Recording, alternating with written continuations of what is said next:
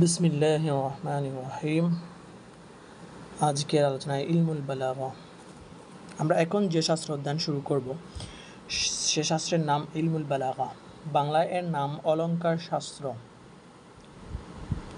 যে কোনো শাস্ত্র অধ্যয়ন শুরু করার পূর্বে উক্ত শাস্ত্রের সাথে সম্পৃক্ত কিছু জরুরি বিষয় জেনে রাখা দরকার, যাতে উক্ত শাস্ত্রের অধ্যয়ন ও চর্চা সহজ হয়। সুতরাং প্রথমেই আমরা বালাগাত শাস্ত্র সম্পর্কিত কিছু জরুরি বিষয় আলোচনা করব।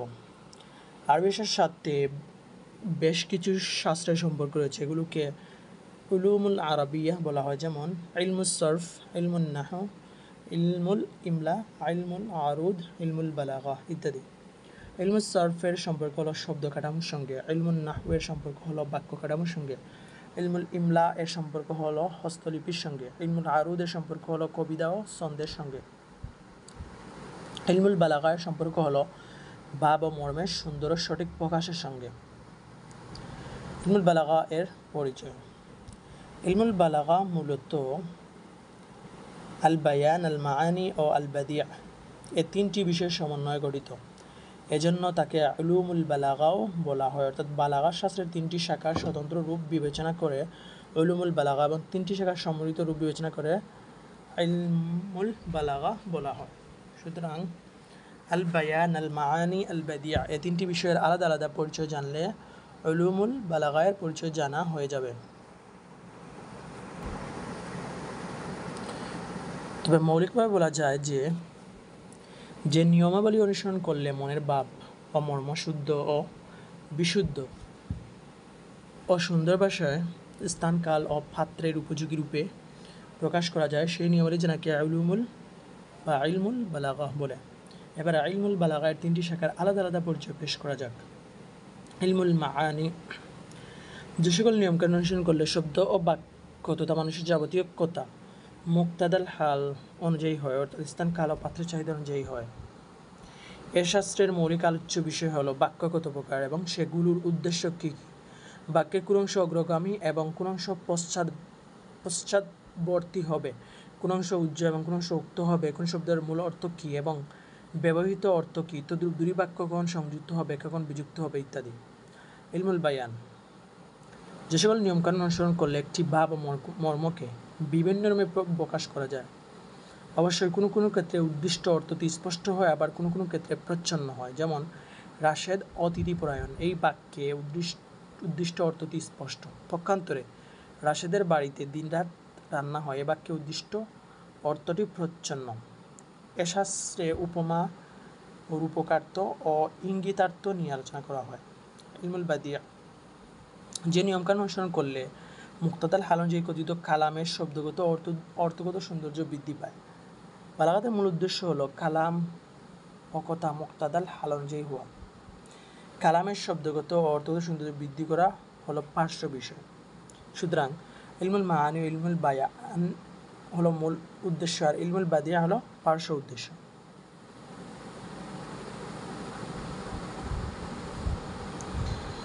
আল ফাসাহাতু ওয়াল বালাগা। এবার আমরা ফাসাহা ও বালাগা শব্দ দুটি সম্পর্কে আলোচনা করব। ফাসাহা শব্দের আবেদনিক অর্থ হলো সুস্পষ্টতা ও সুপ্রকাশ। তাই যখন ভোরের আলো ফুটে ওঠে এবং সব কিছু স্পষ্ট হয়ে যায় তখন বলা হয় আফসাহা সুবহ, ভোর বর্ষা হলো। তদ্রূপ শিশু যখন সুস্পষ্ট উচ্চারণের কথা বলে তখন বলা হয় আফসাহা সাবিয়্যু ফি মানতিকিহি, শিশুটি স্পষ্ট উচ্চারণের কথা বলেছে।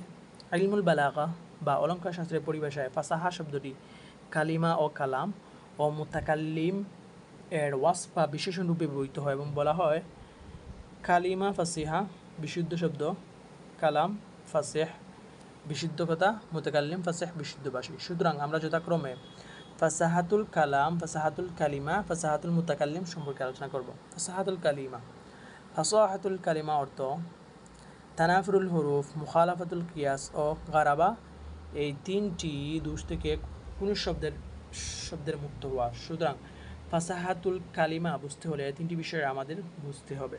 তানাফুরুল হুরুফ, বর্ণগুচ্ছের অমিল। তানাফুরুল হুরুফ অর্থ কোন শব্দের এমন অবস্থা যা শ্রুতিকটুতা ও উচ্চারণ কঠিনতা সৃষ্টি করে। শব্দটি যখন তানাফুরুল হুরুফ থেকে মুক্ত হয় তখন তার উচ্চারণ সহজ ও শ্রুতিমধুর হয়। পক্ষান্তরে কোনো শব্দে তানাফরুল হরুফ থাকলে তার উচ্চারণ কঠিন ও শ্রুতিকটু হয়। সুতরাং তানাফরুল হলো শব্দের একটি দোষ। দেখো, দিমা মুজনা শব্দ দুটির অর্থ হলো বর্ধনশীল মেঘ। বুয়াক শব্দটি একই অর্থ বিশিষ্ট। প্রথম শব্দ দুটির উচ্চারণ সহজ ও শ্রুতিমধুর, কিন্তু বুয়াক শব্দটির উচ্চারণ তুলনামূলক কঠিন ও শ্রুতিকটু। সুতরাং প্রথম শব্দ দুটি তানাফরুল হরফ থেকে মুক্ত, কিন্তু শেষটিতে তানাফরুল হরফ রয়েছে। বাংলায় অদ্ভুত ও কিমাকার শব্দ দুটি সমার্থক, কিন্তু দ্বিতীয় শব্দটির উচ্চারণ কঠিন ও শ্রুতিকটু। 2. মুখালাফাতুল কিয়াস অর্থ কোনো শব্দ সরফের নিয়ম বহির্ভূত হওয়া। যেমন ধরো, বিখ্যাত কবি মুতানাব্বি তার এক কবিতায় বুকুন এর জামাউল কিল্লাহ বা নিম্ন বহুবচন রূপে বুকাতুন শব্দ ব্যবহার করেছেন, অথচ সরফের নিয়ম অনুযায়ী বুকুন এর জামাউল কিল্লাহ হওয়ার কথা ছিল আবওয়াক। সুতরাং শব্দটি ফাসিহ নয়, তাতে ফাসাহা নেই। তদ্রূপ অন্য এক কবি আপন পুত্রদের নিন্দা করেছেন, ইন্না বানিয়া লালি আমুন জাহদা মালি ফি সুদুরিহিম মাউদিদা। অথচ সরফের নিয়ম অনুযায়ী মাউদিদা শব্দটির গ্রামের সাথে মাওয়াদ্দা হওয়া উচিত ছিল। সুতরাং সরফের নিয়ম বহির্ভূত হওয়ার কারণে শব্দটি ফাসিহ হলো না। গারাবা অর্থ শব্দটি অপরিচিত হওয়া এবং তার ব্যবহার বিরল হওয়া।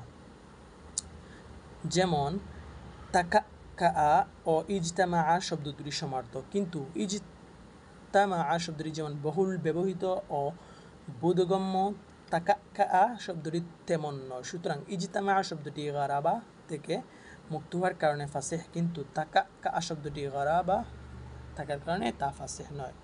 মোট কথা, আলোচ্য শব্দগুলোতে ফাসাহা না থাকার কারণ হচ্ছে তানাফুরুল হরুফ কিংবা মুখালাফাতুল কিয়াস কিংবা গারাবা। ফাসাহাতুল কালাম কোনো কালাম ফাসিহ হওয়ার জন্য প্রথম শর্ত হলো কালামের প্রতিটি কালিমা ফাসিহ হওয়া।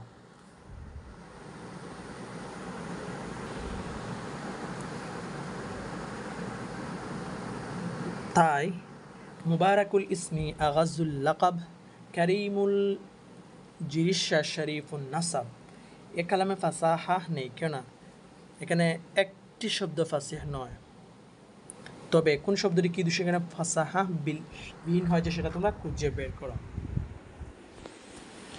ফাসাহাতুল কালাম এর জন্য দ্বিতীয় শর্ত হলো কালামটি তানাফুরুল কালিমাত থেকে মুক্ত হওয়া। তানাফুরুল কালিমাত অর্থ বাক্যস্থ প্রতিটি কালিমার আলাদা উচ্চারণ সহজ ও শ্রুতিমধুর হওয়া সত্ত্বেও সেগুলোর একত্র উচ্চারণ কঠিন ও শ্রুতিকটু হওয়া। উদাহরণ রূপে নিম্নোক্ত কবিতাটি দেখো, ওয়াকাবরু হারবিন বিমাকানিন কাফরু ওয়ালাইসা কুরবা কাবরি হারবিন কাবরু। হারবের কবর এক নির্জন ভূমিতে, হারবের কবরের ধারে কাছে আর কোনো খবর নেই। এখানে প্রতিটি শব্দ আলাদাভাবে ফাসিহ, কেননা প্রতিটি শব্দের আলাদা উচ্চারণ সহজ ও শ্রুতি মধুর। অর্থাৎ কোনো শব্দে তানাফুরুল হরফ নেই, কিন্তু হরফগুলো নিকট মাহরাজের হওয়ার কারণে শব্দগুলো একত্র উচ্চারণ কঠিন ও শ্রুতিকটু হয়ে গেছে।